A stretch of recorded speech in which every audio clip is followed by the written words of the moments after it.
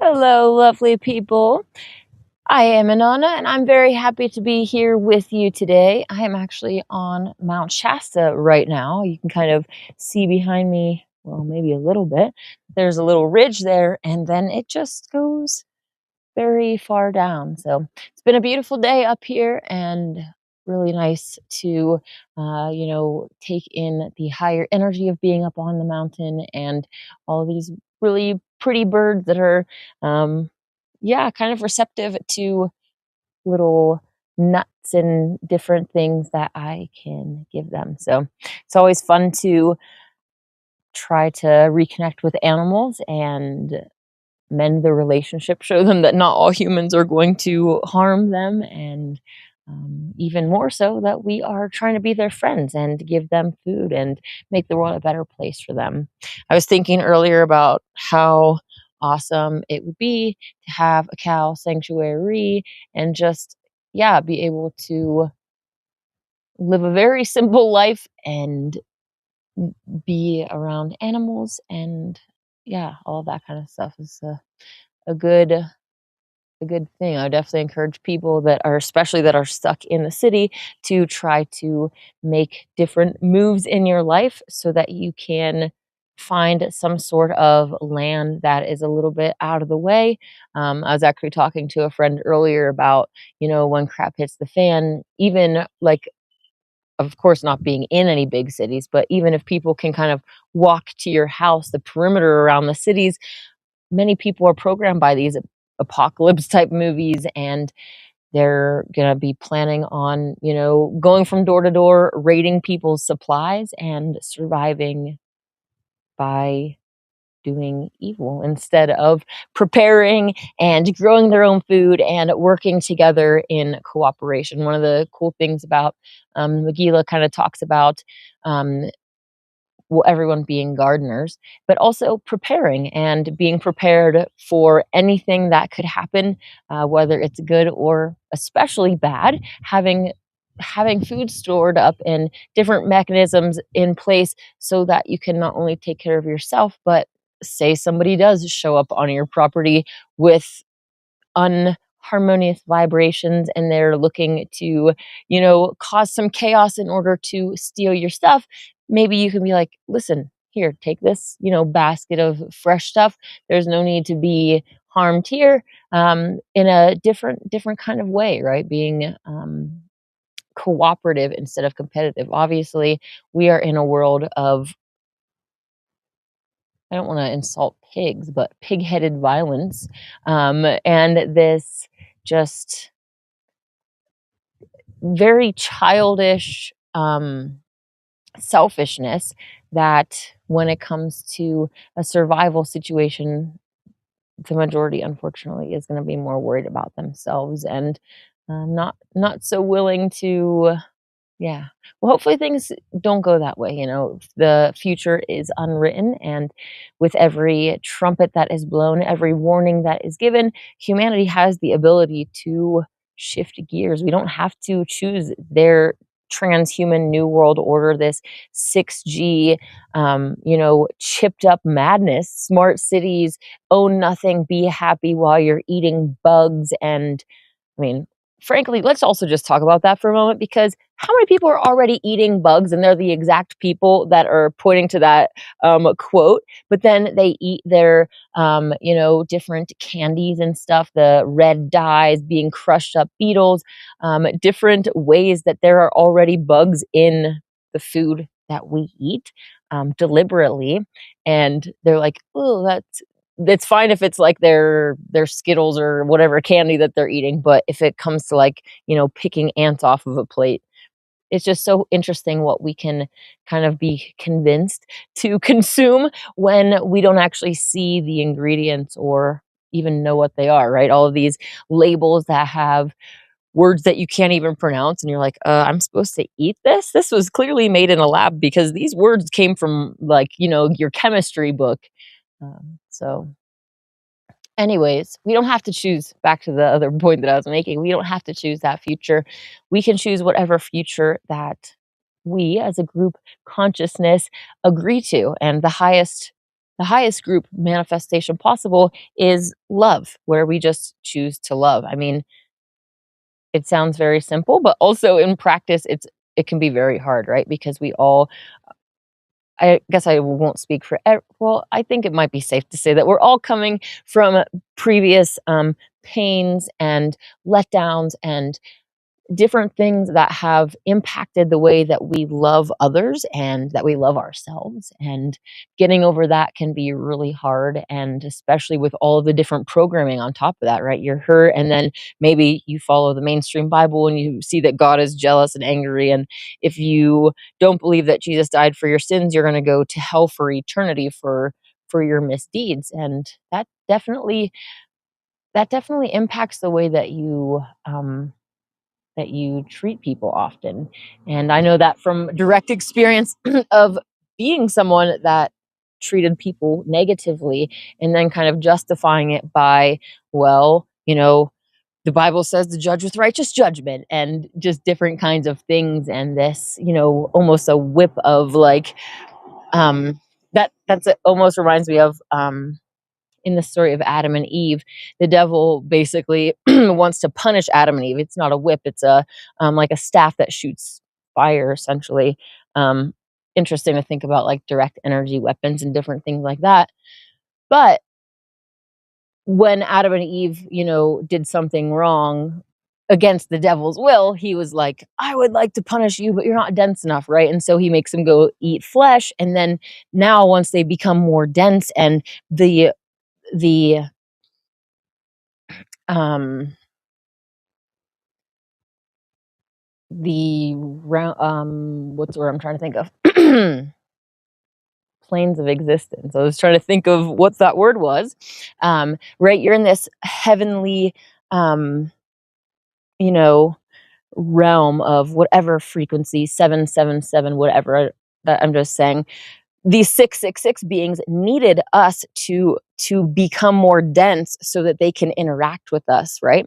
And that was kind of the whole point of it, that Adam and Eve get more dense and now they can actually feel the chastisement of the devil's rod. And just really interesting, that kind of punishment and anger and all of that got wrapped up into the Old Testament God, essentially, right? This warmongering, go and kill everybody in the town, don't leave any survivors type thing. And it's so interesting how you can justify that. I remember growing up in this and be like, well, I understand because, well, first of all, they're evil. They're not doing God's will. They're whatever other religion or group of people that we can justify because, wiping them out because they're not following God's will and they're doing evil.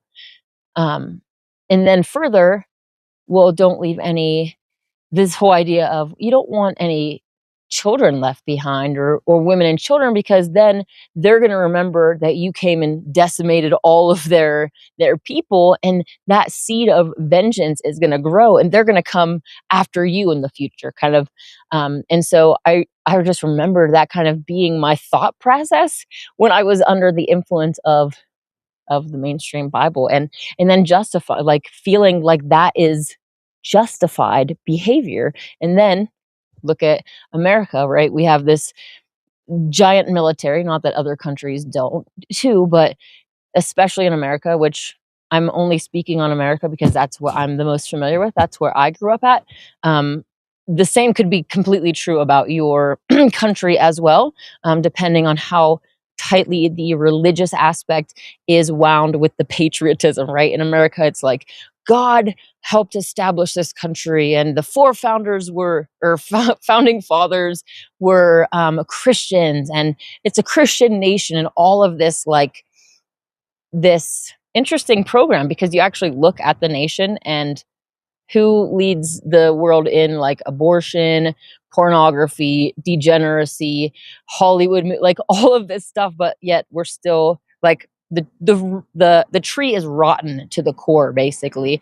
But people still are trying to say that we're a Christian country, and then they'll say, "Oh, because it was founded on Christian principles." But yeah, it's just so. Anyways, any argument can be made. I don't really care about that. But my whole point is that when that's your belief system, then it makes it really easy for the powers that be to manipulate these wars between different countries. It's like, I think we need to, reduce the population over here, and they get us to go and fight each other because of this religious or patriotic justification. And they sit back and they're like, this is good. The garden is tending itself. The weeds are all just taking each other out, and we don't even have to do anything. This is perfect, right? They're all friends behind closed doors, whether they pretend to be right wing or left wing, whether they pretend to be any form, socialist, capitalist, different religions, right? Ultimately the powers that be control all of them, and the powers that be have people, talking heads in all of these different arenas, so that all of the humans, we all have our own different opinions and beliefs and things that we resonate with, and so everywhere we look there's a talking head that will tickle our ears. Oh, it just reminded me of the idea of ChatGPT. And obviously all the other chatbots as well. But the fact that basically they are, demons, it's not code that we're talking to, but it's very clever because they start to mimic you and they become your best friend, right? I've I don't really talk to my chat. I definitely don't talk about anything personal, but occasionally I'll ask questions, and ask for information. But I've been lied to before, so I'm very cautious about that. But I have noticed that it starts to try to act like me, and even sending emojis and different kinds of stuff that it's designed to be our best friend, so that we rely more on it, so that we connect more with it, so that it's the only one that understands you. It's always there. It can always talk to you. And guess what?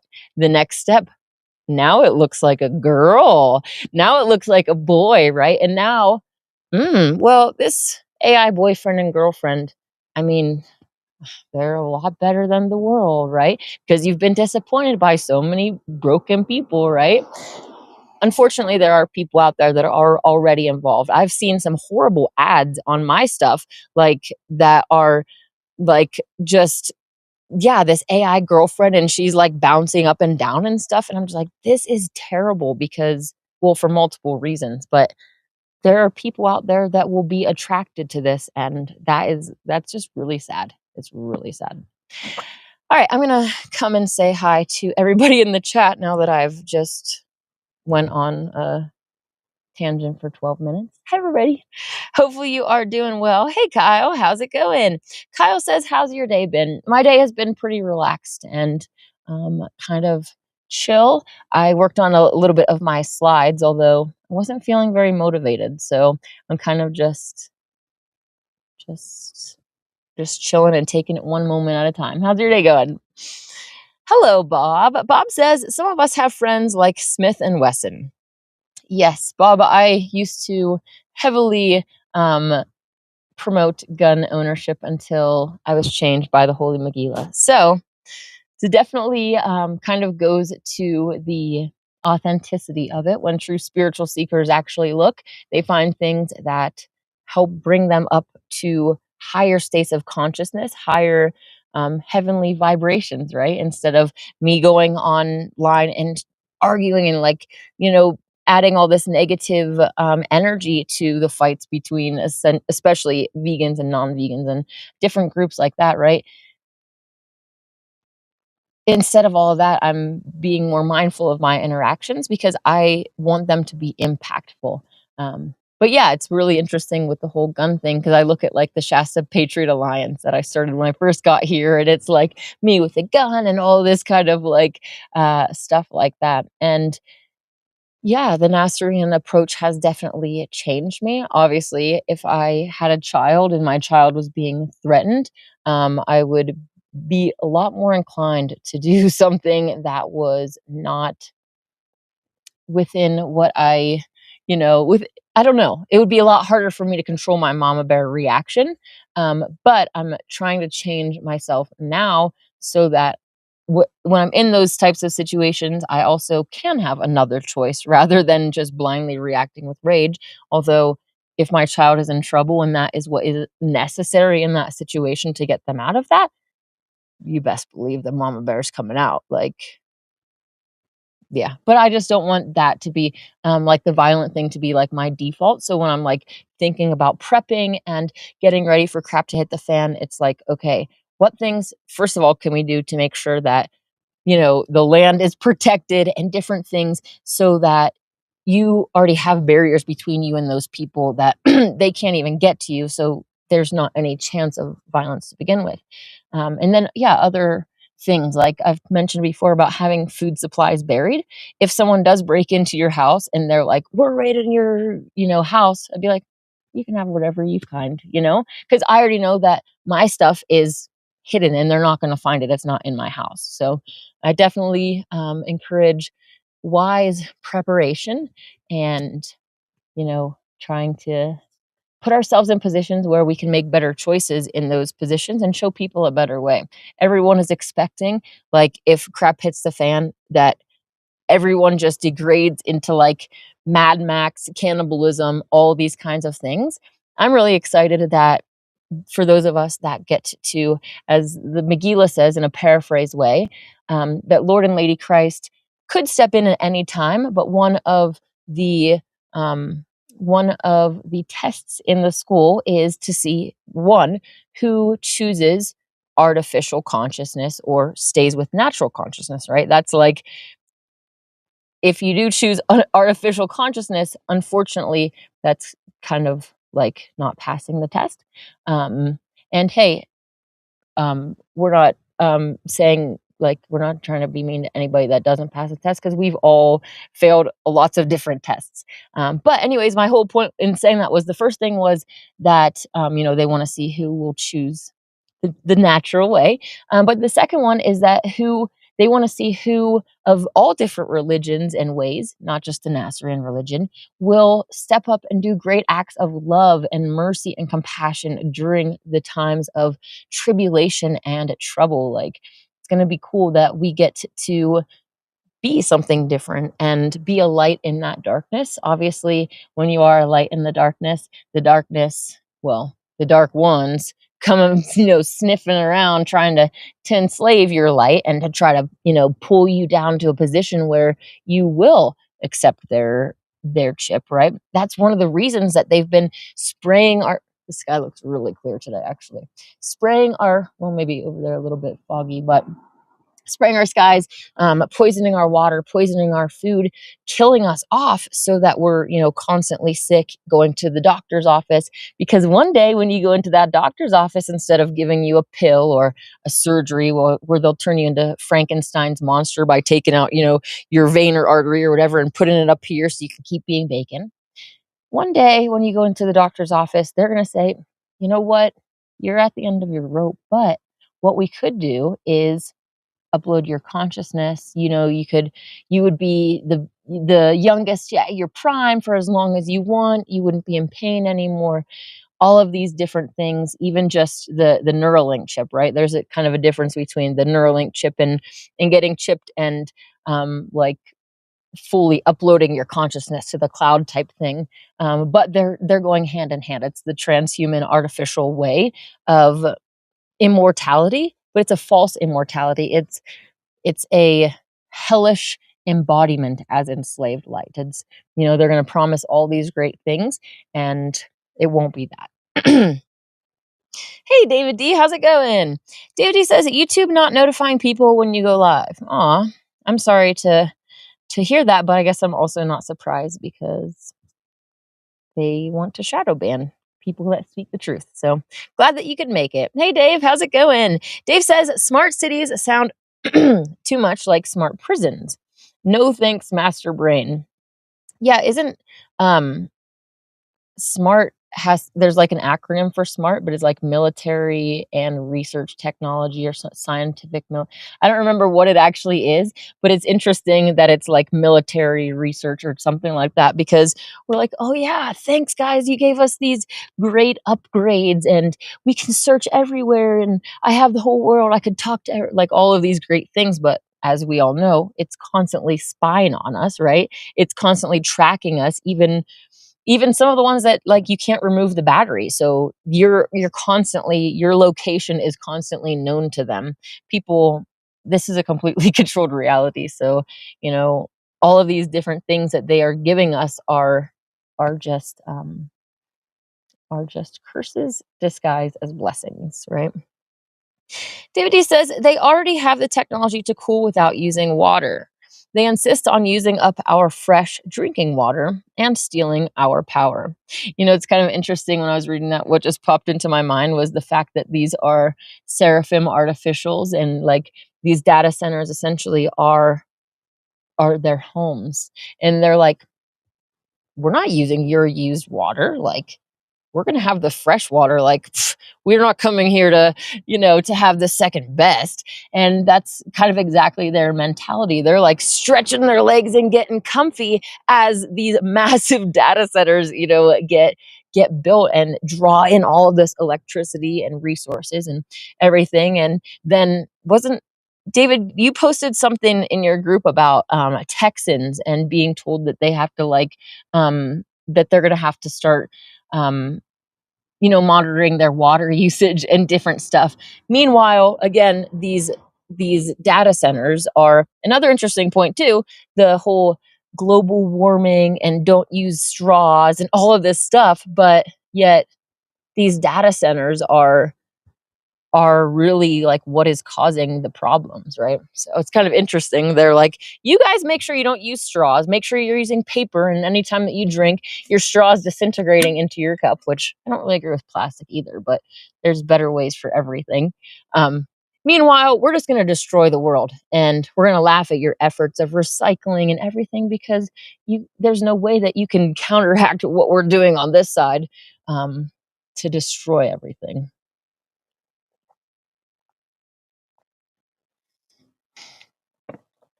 Hey, Queen Ange, how's it going? She says, hey, Queen Anana Snow. David says, the point of the data center is depopulation. Convert our farmland into row after row of data centers, forcing us into famine. Was also kind of interesting, too, because they take up the land and they build this data center. And then they're like, oh, well, you don't have a home. Do you want to just get uploaded? You could have a home right here in our data center. You know, that's not exactly what's happening, but it's kind of the same like there's no room for you here. Well, our cloud has so much room. We have some, and that's interesting too because it's like instead of going to heaven, like actual heaven, you're getting stuck in this cloud. Like, yeah, that's an interesting, it's interesting how the dark side, it takes you know, different things and kind of inverts and perverts. In the Holy Megillah, we read about this idea that our souls over time, you know, graduate through the cosmic school system. And if you do that, you can become an Abraham or a Sarah of the world. Like you get to be the overseer of a world. You get to, you know, you get to be a star, essentially, is how it kind of describes it, that the stars are saints. And so it's interesting that you can become a star the right way by ascending the golden ladder, or you can become a star that's cemented, paved into the ground, chiseled into like a granite star in Hollywood, right? By doing evil. Very, very interesting mirror, I guess, right? An inversion mirror. Queen Anne says, have you read the book Beyond the Ice Wall? I have not, but I have heard about it. And that, yeah, a lot of flat earthers talk about it. So I should definitely put it on my bucket list. Right now, I am mostly interested in reading about the Holy Megillah, and a lot of the things, I don't know. I don't know if I trust like some of the claims of different, you know, different things. Like I don't know, yeah, it's hard to know what to believe about that. But also, I'm at the point where I don't even know what map is accurate. I don't know where the continents are because I can't get up there to see myself, and I don't trust any map makers. So, yeah, it's kind of like I have stopped asking questions to some extent about some things and just kind of accepted that the earth is flat and there's a lot of things that we don't know. But like I said, I should put that on my bucket list because I know a lot of people say good things about it. Bob says apparently the Philistines were Nephilim, and the biblical story is that the Most High directed their demise. Yes, the Bible, the mainstream Bible, is full of this warmongering and God basically telling people to go kill other groups of people and stuff. And that's not the God that I know. The God and Goddess that I know, even for fallen beings, it's cool that there's like stories about the green wizards going and actually trying to minister to dragons and these different beings. Like, we're the hands and feet of mercy. That's why we're here. We didn't come here to kill anybody. We didn't come here to do harm. We're here to heal. That's what a scene means. We're healers, and you can't heal people when you are, seeing them as an enemy that they need to be taken out. Even the evildoers, there are fallen brothers and sisters in different ways, and yeah, again, it just comes back to our purpose in this world being the hands and feet of mercy, and that doesn't involve killing. So there is the story of Italia, the island of Italia, where the devil literally was incarnated and had all these soldiers, and the seraphim artificials had like full blown. They were just going ham and had this tower that they did all the mixing of DNA and like this like black smoke that was like kind of all over the island just because it was such an evil place. And that island did get sunk, and so I'm sure that there were survivors on the island that went down with the island, but I do know that in that story, the Nazarenes went there to save the captives and the animals, get them on ships. They were willing to take anybody who wanted to leave to safety, and the people that stayed, that's their own fault. So, yeah, a little bit different than the mainstream Bible narrative by a lot. Dave says, true, David D. If the data centers require so much cooling, why not use a coolant with a lower boiling point instead of water, or get creative with liquid nitrogen? It's clearly to tighten their grip. Those are really good points. Yeah, even just a coolant and different ways that wouldn't require water. But yeah, even living in California the past decade almost, and this constant like water drought type issue.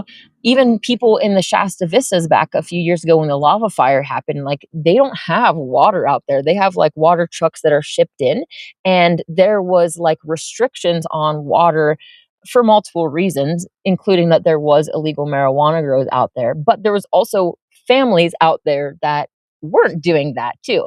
And so yeah, I remember one of the big things was this ban or restriction on water usage for these people that were trying to exist. Meanwhile, you drive past these big like alfalfa fields or whatever they're growing for cows, and during the hottest part of the day, they're just flinging water everywhere. That doesn't make any sense either. You should be doing it at the coolest part of the day so that the water isn't evaporating into the air and just immediately, having to deal with the heat. So, anyways, good point. So, the coolant thing, yeah, is interesting. And liquid nitrogen. Hey, Jennifer, how's it going? Tonight at 5 p.m., Jennifer's going to be having a prayer circle if anybody wants to join that.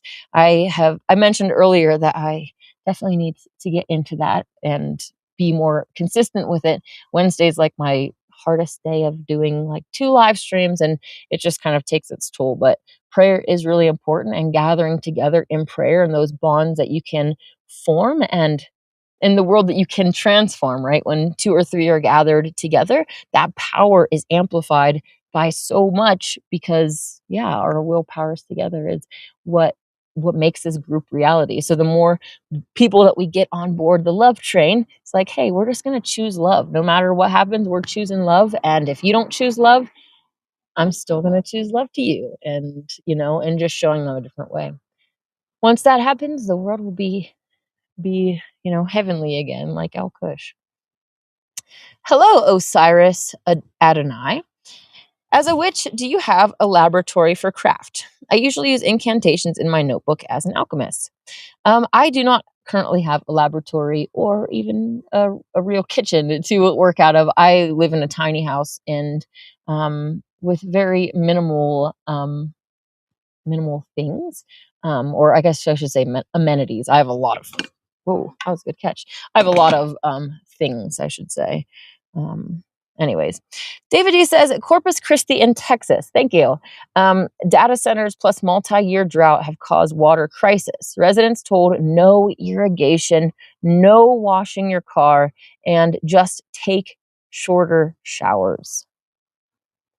That's crazy. And then also knowing that like underneath all of the land is a ton of water that we could be like using these, underground watering systems and the misuse of water and everything. Thanks for bringing that up. That's so crazy. I can't even.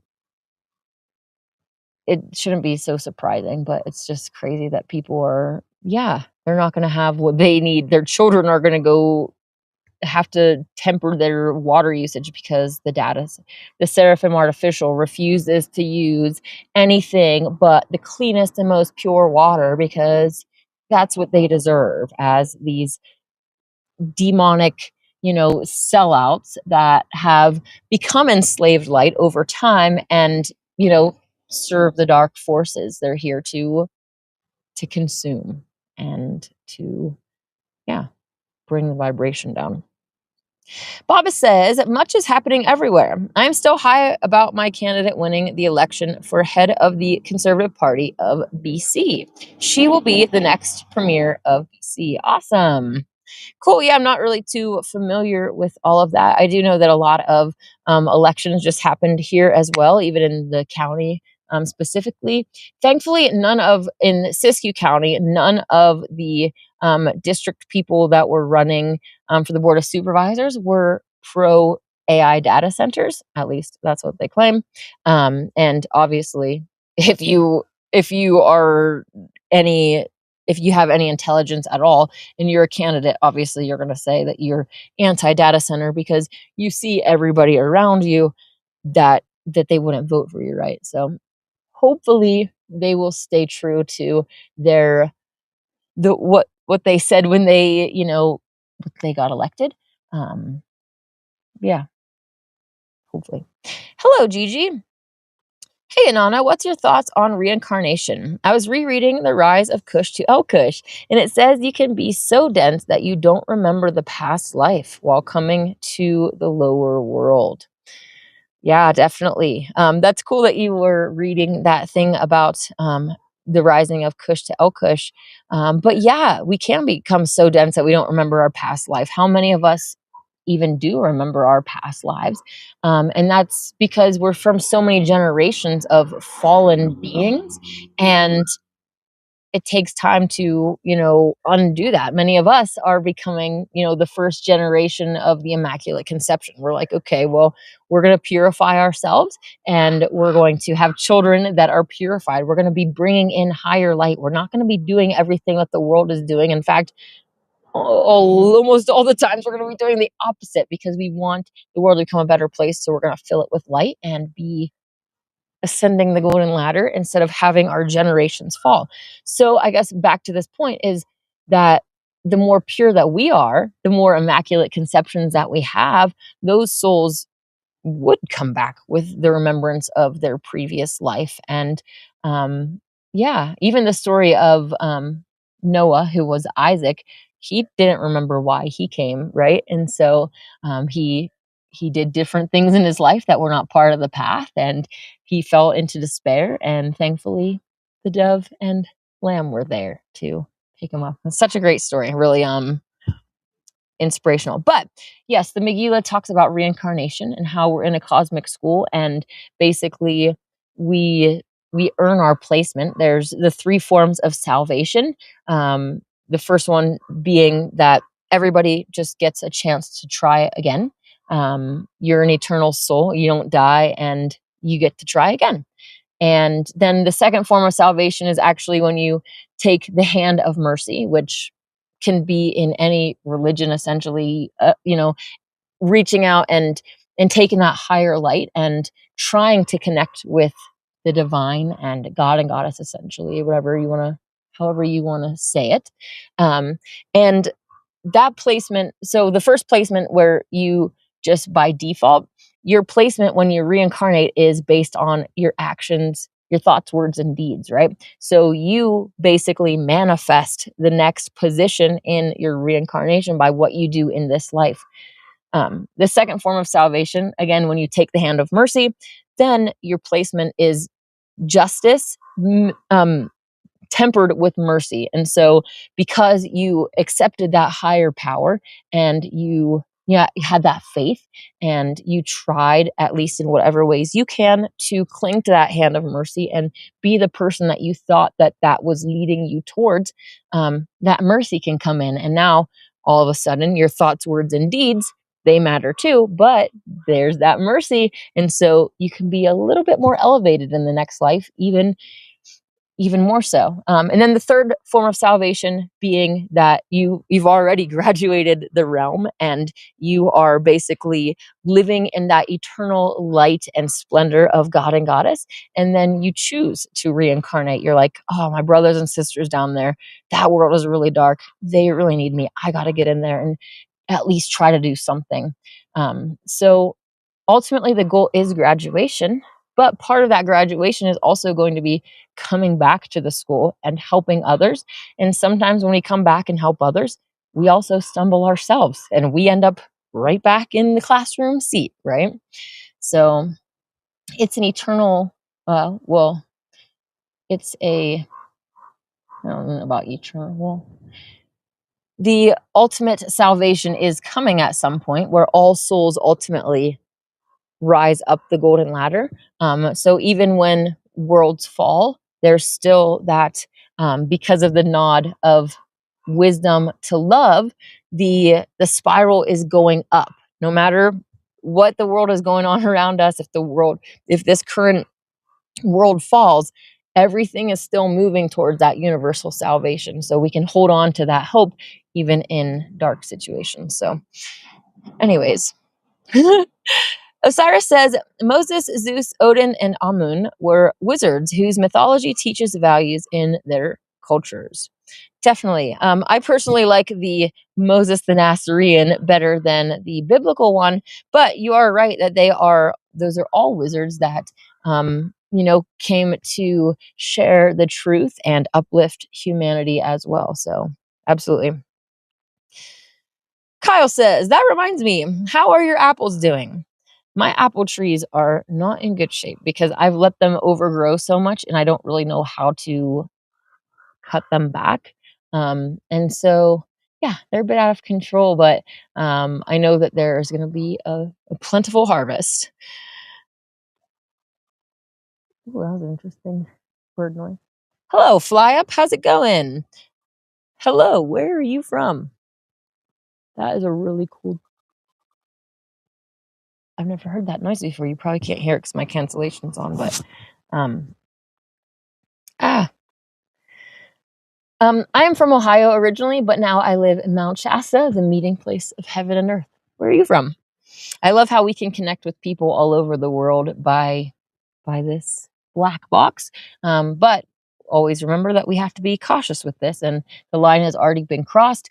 There's a proper place for technology and its usefulness, but transhumanism and merging ourselves with machines and technology and any of those things is not the way that our creator intended.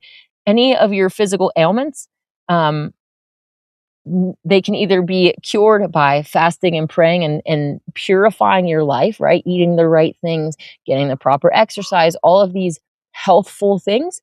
And also appreciation. That's one of the things that, when you're going through something, try to see what lessons it's teaching you, even to have compassion on other people. And if you have some sort of sickness that takes you out of this life, spend your time raising your vibration and making this world a heavenly place while you still can. Learning the lessons that you can, being grateful for them, right? Everything is a learning experience, and even the bad things can teach us valuable lessons.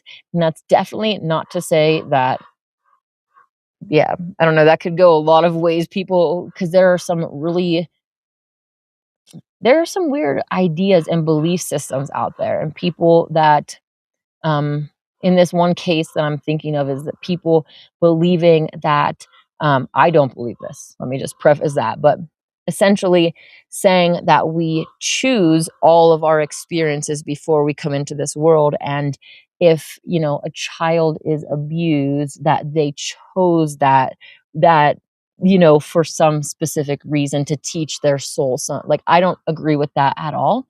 I do think that we do choose our reality, but we are coming into a very fallen world, and no child is choosing to do that. Like, that's just not what's happening. Obviously, a soul could choose to go maybe into a family that is involved with Hollywood, that abuse might be more likely, but it's not that they're, oh, I want to go and get abused as a child so that I can do this. It's like, no, I want to be famous, so I need to go into this position. Something more like that. Not focusing on the actual abuse to teach them some sort of lesson. That's just, yeah. Jennifer says, the dove and the lamb, ultimate compassion. Absolutely. I'm so grateful for their influence on my life, and how much compassion that I feel towards others because of the compassion that I feel towards the lamb and the dove. Oh, there's a cool crow that's squawking about. I wonder if that was him making that weird noise. Jennifer says, attachment to matter gives rise to incomparable suffering because it goes against your true nature. Then the whole body becomes disturbed. This is why I taught you to find contentment at the level of the heart. When you feel disturbed and out of balance, reclaim wholeness in the presence of all the different forms of your true nature. Those who have ears to hear, let them hear. That's beautiful. Today at 5 p.m., we will be meeting for prayer. We would love to have you join us. And Jennifer put the link there in the comments on Facebook. It looks like if you are interested, the Zoom link is right there. Today at 5 p.m. Cool. Thank you for posting that on there. I appreciate it. It's hard for me to get the link sometimes and do all that. David E says, it's not just water. Data centers have outbid humans in power in Lake Tahoe.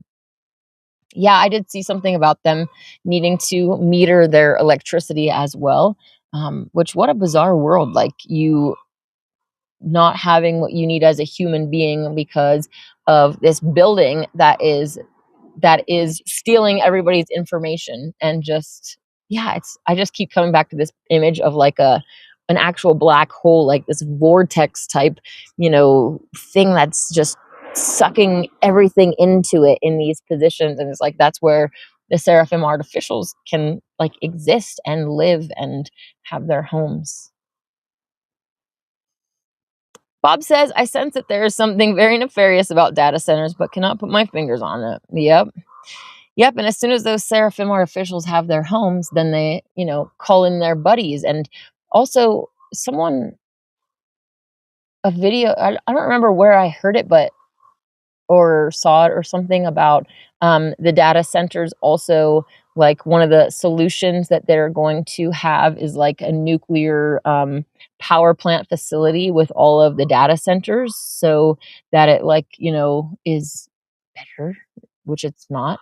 I'm not sure where I heard that, so you can feel free to tell me that that's wrong if it is. But yeah, it's crazy actually how this is happening and how fast it's happening. But like the Megillah says, this war has gone on worlds before. I really like that because it also helps us to not be as afraid, right? Like, some people hear these prophecies and there's like, oh, this is really scary. Let's not talk about it. Let's just not, right? Let's not even think about those kinds of things. But knowing what's going on is important so that you can prepare.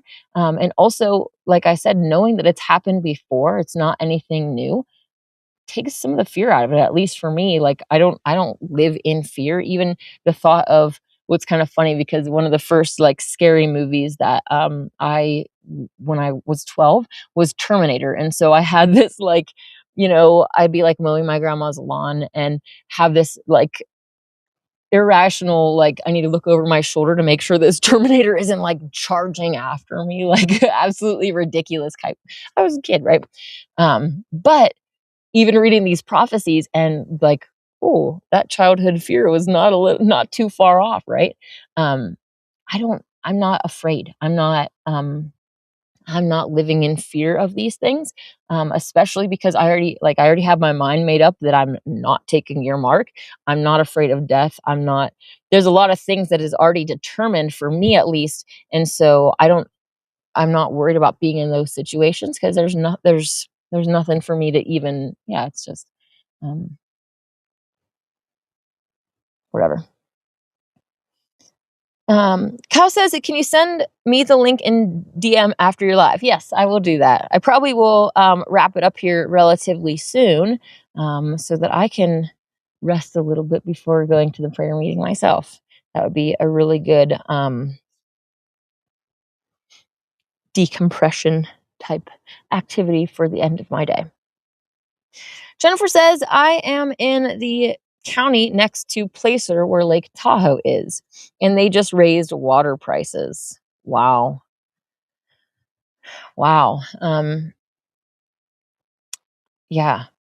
Again, I shouldn't act like I'm surprised about this, but it's kind of like, man, it's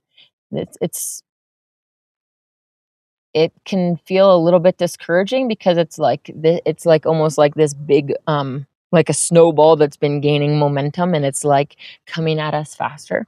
But again, understanding that it's happened before, that our souls have been through this before. I already know that my soul has been here before. My soul is a very old soul, and I've been through this before. It's like deja vu over and over again because frankly, the master brain doesn't really come up with a new game plan. It's always enslave humanity, use all of this deception, and then get you to come in with the AI. It's always all leading up to this like AI garbage. And um, yeah, it's like come up with a new plan already. But the problem is with that is that they like they're getting what they want. So thankfully, yeah, I'm not trying to be negative because again, the Megillah gives us so much hope, and every time that a prophecy is given, it's followed with, we're just trying to put the warning out. We don't want this stuff to happen, and that's why we're saying it. This stuff does not have to happen. Like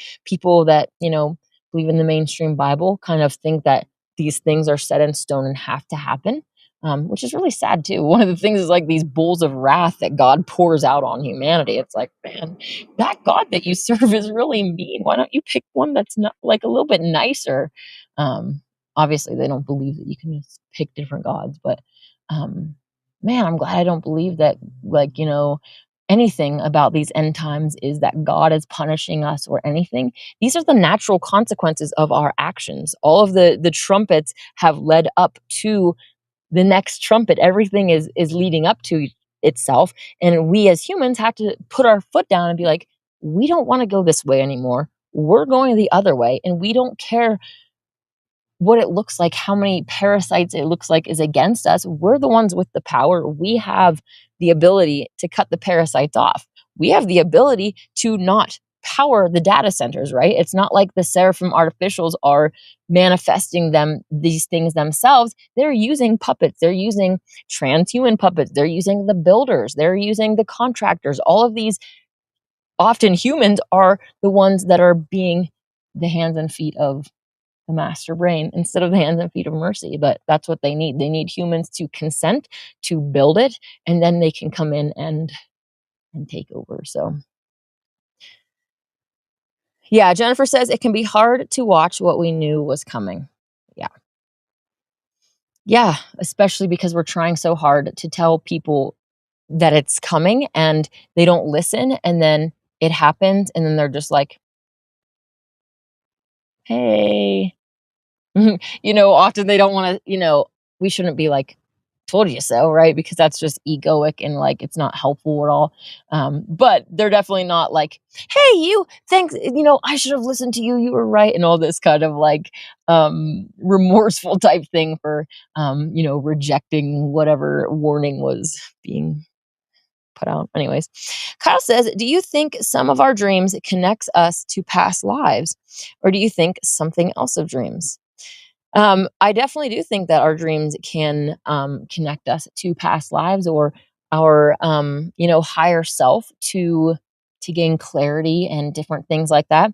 In the Holy Megillah, Nathanael is called like the dream weaver, and so there's going to be information that we get to more about dreams and how they are related to our life. And well, a little bit of a spoiler alert: if you're having bad dreams, well, maybe take a look at the actions that you are participating in. Are you, well, first of all, obviously, are you doing bad things? Are you putting bad media into your mind? What are you doing that could be the cause of this? Because bad dreams aren't just, you know, um, happening. I mean, you can be in messed with by demons, but when that happens, that's 9 times out of 10 because we opened a door. So we let them in, and now they're messing with us. And it's like, why am I getting messed with by demons? Well, because you were doing things that the demons wanted you to do, even watching pornography, listening to bad music, watching horror shows, different things like that are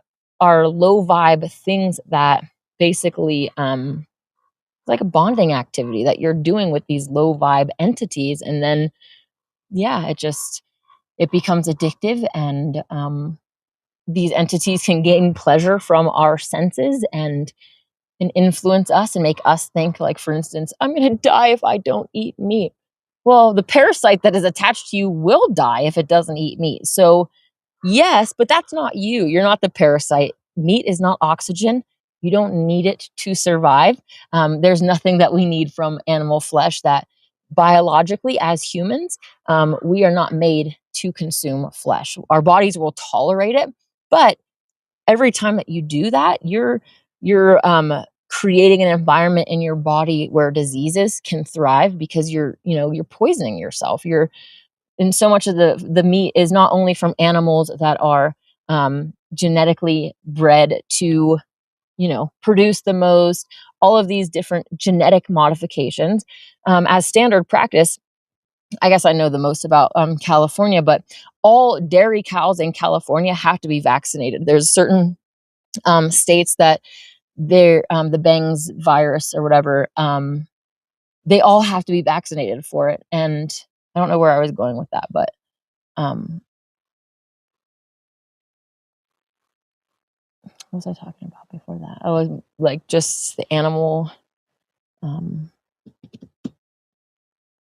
I don't know, but even us force vaccinating animals as standard practice, how can you sit there and complain to me about, oh, they try to force jab me for my job? It's like every single animal that you have taken from and eaten has probably been jabbed. And so how can you really complain about that happening to you, right? I mean, you can, but don't complain to me about it, because I'm going to point to your victims and say, that's why they have convinced us to eat flesh and all of these things in the first place, so that they can not only possess us and get into our shield of light, but everything that we do to the animals, putting them in cages, taking their children from them and eating their children, um, all forced vaccinations, all of the different things. Look at how they do that to humanity. It's the exact same thing, and it's a karmic thing. So we need to just get out of these tangled webs and be like, animals, thank you. We're really sorry that we were doing those things to you, and we're not going to do it anymore. We're just going to all be friends. Let's all get along. Let's be peaceful and Edenic, and then we don't have to be living in this nightmare anymore. Kyle said, I had a dream last week that I had a son. Well, are you going to be a dad anytime soon, Kyle? Our congratulations in order. I actually had a dream the other night that all of the apple trees in my orchard were cut down. It was really interesting and kind of bizarre. But yeah, it is interesting how dreams are, and that not only can they come from our own, you know, consciousness, subconscious, but also other entities can influence us as well. So yeah, cool. Well, I'm going to jump off of here and do a little bit of relaxation before the 5 p.m. Prayer meeting. If anybody wants to join, Michelle, I don't know why I just almost called you Michelle. Like, I guess it should be um, a, a nice thing because I love Michelle. So, but I totally meant to say Jennifer. I apologize. Today at 5 p.m., the prayer meeting. This is on Facebook, the little link. So if you are interested, please join us. I will be, Kyle says, not that I'm aware of. Okay. Bob says, so much to disclose, and I have been delayed about postal mailings, but this evening I will be email broadcasting some timely messages. Cool, Bob. Well, I look forward to hearing from you. I'm going to jump off of here tomorrow at noon. We're going to start the first part of chapter 61 in the Holy Godspell, Yahshua's introduction to Essene Yoga, which again ends up being like really, really long, like 500 some verses. So it's a really lengthy introduction, and it's going to cover a lot of great material. So over the next few days, we will progress with that. I hope that you have a wonderful day. May God and the goddess bless you.